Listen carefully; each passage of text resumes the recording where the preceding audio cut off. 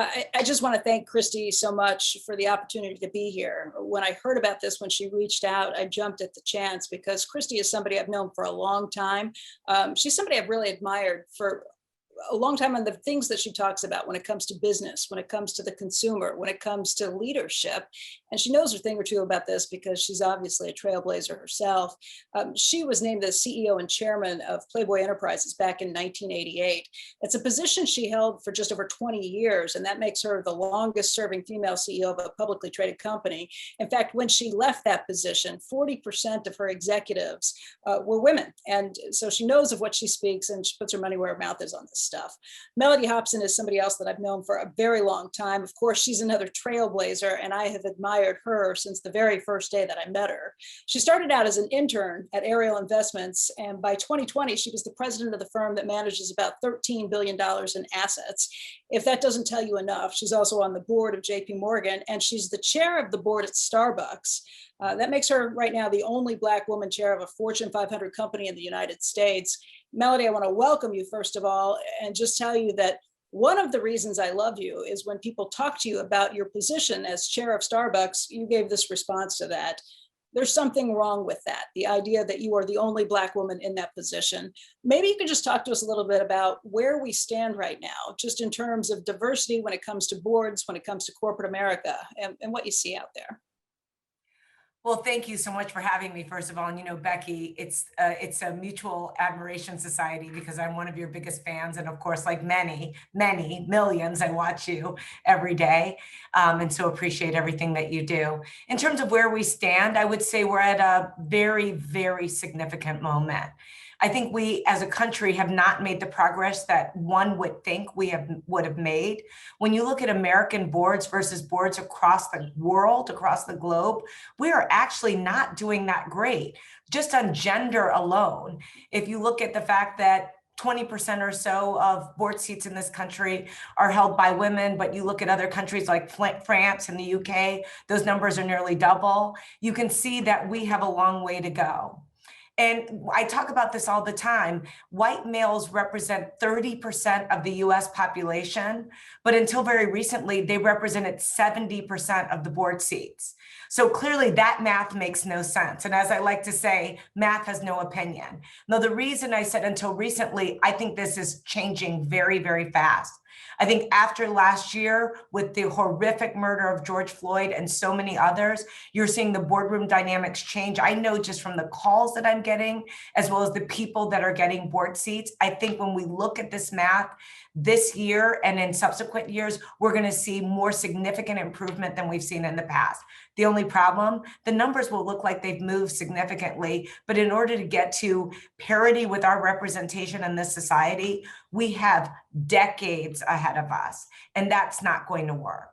What do you think spurred it? Why this recent change? Because until very recently, I mean, you gave this great TED talk back in 2014, and I can't believe it's been 7 years. The numbers until, like you said, maybe the last year or so didn't really change up to this point. So why now? Why now? Because everyone's watching. I mean, literally everyone. The people that are concerned about these issues of fairness, diversity, and inclusion are everywhere. So they're inside of the company and they're holding management teams accountable. They're outside of the company. They are shareholders. And then they're the broader community. And in given the viral nature of our society, in terms of how bad news travels really, really fast, corporations, I think, are more attuned to these optics, first and foremost. And I think they've gotten the memo on the benefits of having those diverse voices in the room. Now, is everyone there? No, but I think at the very minimum, they see this is going to be problematic over time. And I think there are a lot of businesses out there that are reacting to that. Mellody, I was hoping you could share a little bit of your own personal journey getting here, because I mentioned some of the things you've done since you graduated from college, graduated from Princeton, I should add to that. But when I list your resume and tick it off like that, it makes it sound like it was really easy. I know that it was not easy. And I know that you were a trailblazer in your own family. And man, did you have an amazing mom to kind of push you through some of this stuff. Tell us a little bit about your journey. I'll give the high level. I'm the youngest of 6 kids. I was born in Chicago. My mother was a single mom. I'm super young in my family. My siblings are a couple decades older than me. They always teased me and told me I wasn't planned and left at the doorstep. All of those things that you shouldn't tell a 5-year-old when you're 30. But they really did give me a lot of the sort of will that I have to be who I am and to do what I do. And I'm a composite of all of them and all of the decisions that they made in life that were very different than the decisions that I made, and ultimately gave me the opportunity to go and succeed. My family poured a lot into me collectively, not just my mother. I owe my siblings a lot as well. For really, I was one of those kids that just got a lot of attention in my family because I was a squeaky wheel around my homework and around all the things I had to get done. And they really did come to my rescue and come to my aid as adults. So I went to Princeton. I came back to Chicago. I worked at Ariel Investment. I never left. I've had one job for the last 30 years. They say the average American has 11 jobs in their lifetime. I became president of the firm when I was 31 years old and co-CEO in 2019. So I've had this long, long journey. And then my board seats were a function of relationships. Working for Bill Bradley when he was running for president, he took me to Starbucks. Howard Schultz took me on the board of DreamWorks with him. I mean, I could go on and on about how these relationships ultimately really did drive tremendous outcomes for me. But I also will say along the way, every step of the way, Becky, you and every woman watching this knows you have to do the work. And I was committed to exceeding expectations anywhere that I showed up, which meant preparation, preparation, preparation. I was going to say the average American may have 11 jobs. You've had more than 11 jobs. You just kept your first job while you were doing it all. That's the only difference. That's exactly right. I joke with people, I have 17 jobs right now. Literally, I joke, I probably make minimum wage given the hours that I work. Look, you've met amazing people and impressed all of them along the way. But I think so much of what you do is kind of what you have found too. I think about John Rogers, and he is somebody who kind of leans into this too, and brought you along the way. These are things that, I mean, if people are watching this right now and trying to figure out what they can do in their own corporations, what they can do at their own companies, at the board level, but below that, what advice would you start to give them based on not only what John's done, but what you've done for others along the way too? So I don't think this is a small thing. I learned it actually from Warren Buffett, reading his works, someone that you're super close to and that I deeply admire. And he talked about no good thing ever came from working with bad people. Pick good people. And if you are not surrounded by good people and you don't think you're in an environment where you can thrive, leave. That sounds so I don't mean to sound casual about it. I don't mean to sound cavalier, but I really do mean it. I think a lot of people feel like they're stuck. And I think fear is a driver that leads them not to do things that would give them a better life. I heard a line from someone the other day. They said addition by subtraction. I love that. Addition by subtraction. Sometimes you can grow and add by subtracting either yourself or others from a situation. So really aligning yourself. I got so lucky. I mean, John is like one of the most important people in my life, other than my husband and my mother. John is in that group and really did allow me to be the person that I am and become the person that I am, encouraged me every step along the way, was never competitive with me. We just root for each other. And we know the other person's success is great for all of us. And finding that kind of individual, you cling to them once you find them. That's what I would say is important. And people who are not there with your best interest at heart, really understanding that. At some point, as they say, don't fight the tape. Right. Don't fight the tape. Don't fight the Fed. If you're somebody who's on a board of directors and you're looking to make sure that you find more diverse candidates, I've heard people say, well, those people just don't exist.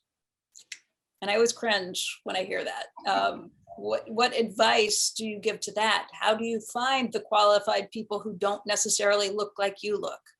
Okay, so let's start off with just, again, I'm back to math. And math having no opinion. There are 330 million Americans. There is someone out there qualified for that board seat or their job or that job. I can assure you of that. I would bet years of compensation on that. There is someone out there qualified for the job. So the question is the network, and where do you look for those people? And I think it's very, very important to know. I always joke with people about Ariel. I say, we are our own headhunters in many ways, because we know so many people in so many industries that are people of color that have done extraordinary things inside of organizations that maybe don't have a name that is recognized, but does not mean they aren't qualified and fantastic in so many ways. They are there. So who are you networking with?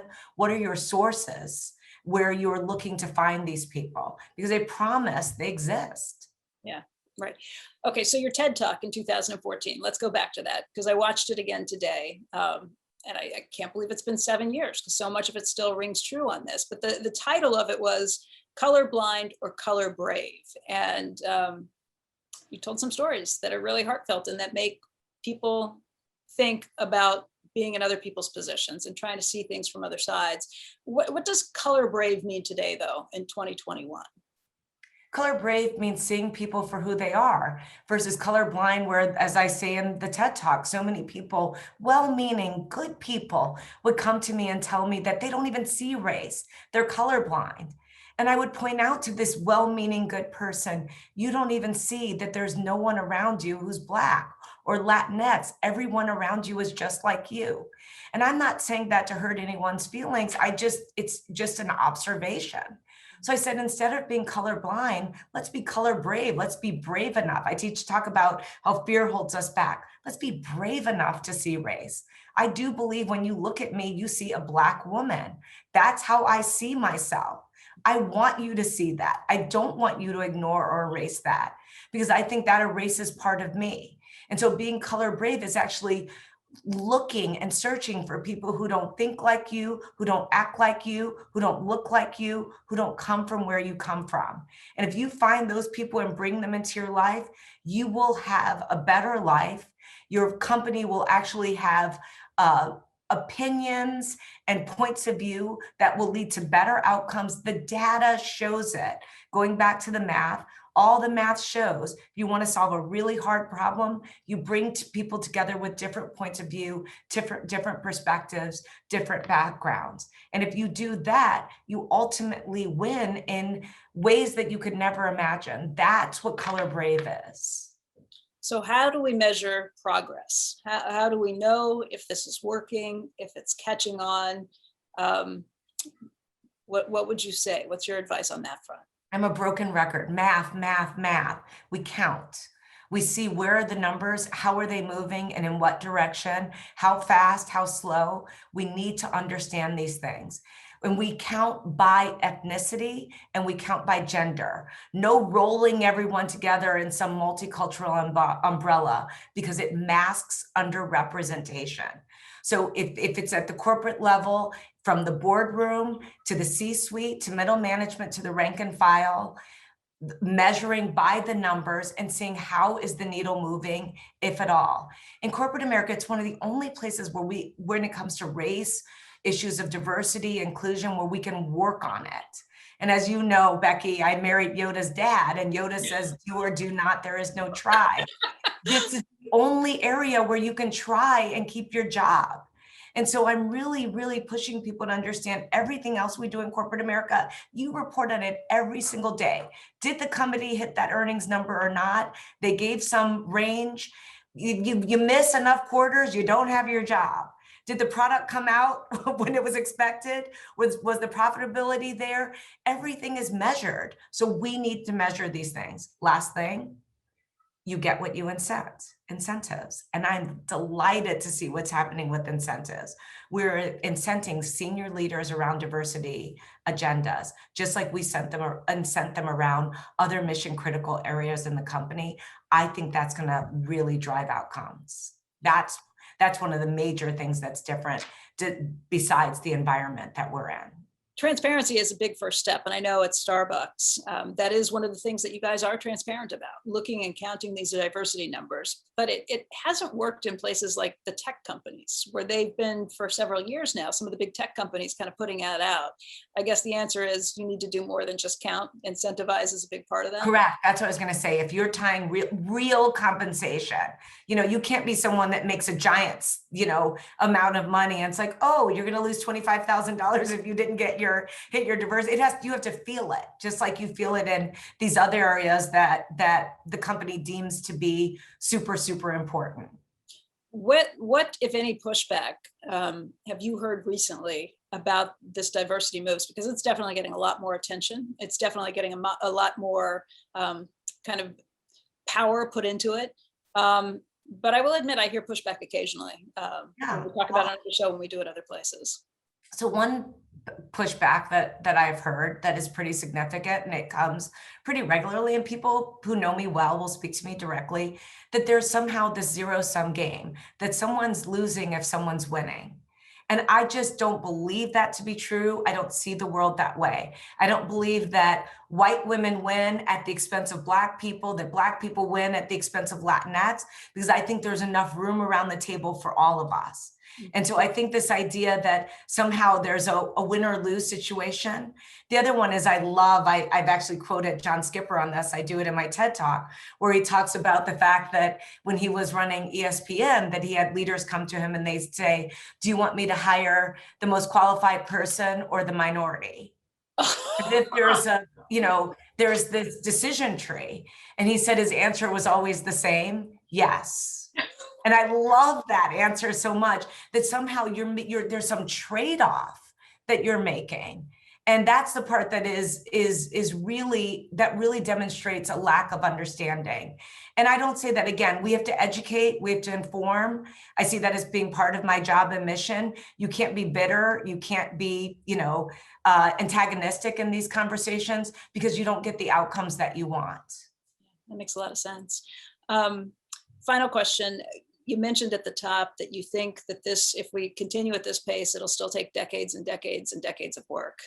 Do you think there's any way to jumpstart it, or is that just a reality that that's the time it's going to take to fix it? I'm super interested in a number of the big institutions that are putting stakes in the ground around this issue. So specifically what the NASDAQ is talking about, that we're not even going to bring you public, or maybe we'll delist you if you don't have a diverse board, where certain companies are saying, we won't take you public. I mean, I think this conversation is changing in a very meaningful way. We're seeing venture capital companies and private equity firms affirm that they need diverse people on their boards pre-IPO. So I think all of this could move us further if it becomes policy. This is the difference about this time. This is why I call it Civil Rights 3.0. 1.0, Emancipation Proclamation. 2.0, the Voting Rights Act, the Civil Rights Act in the 1960s, both government-driven efforts. 3.0, the problem is at the feet of corporate America, and corporate America can actually move the needle and help solve this. But we have to put policies in place to put this in the DNA of these organizations. Then we'll start to see things move faster. Well, Mellody, it is a pleasure to talk with you, and just great to see you. I want to thank you very much for your time. And I want to thank WCD, Women Corporate Directors, for giving us this time to talk to. Thank you. Thanks.